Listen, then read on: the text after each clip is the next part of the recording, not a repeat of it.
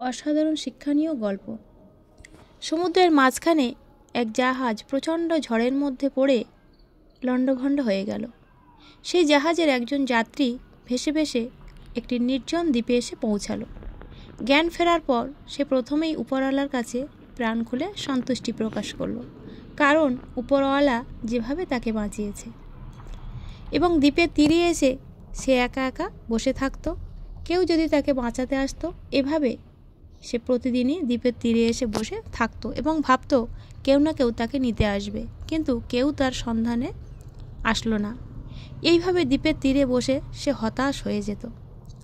আজ হয়তো তাকে কেউ সন্ধান নিতে আসবে, কাল হয়তো তার সন্ধানে কেউ আসবে। এভাবে সে দিন গুনতে থাকলো, কিন্তু কেউ তার নিতে আসলো না। ভাবত আজ হয়তো কোনো জাহাজ তাকে দেখতে পাবে। এর মধ্যে সে সমুদ্র তীরে একটা ছোট্ট ঘর তৈরি করে ফেলল বাঁচার জন্য। সে সমুদ্র থেকে মাছ আর বন থেকে ফলমূল এসব খেত। এর মধ্যে খাবারের খোঁজে বনের মধ্যে গেল। বন থেকে ফিরে এসে সে দেখল, যেটা দেখল সে দেখার জন্য প্রস্তুত ছিল না।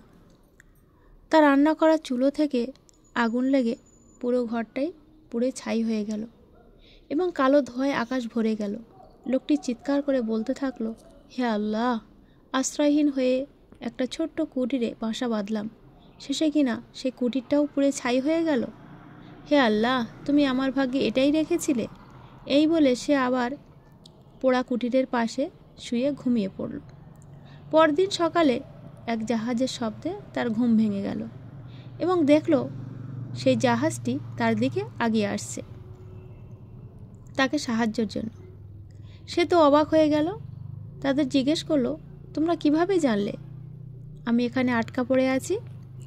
জাহাজের ক্যাপ্টেন জানালো, তোমার জ্বালানো ধোঁয়ার সংকেত দেখে।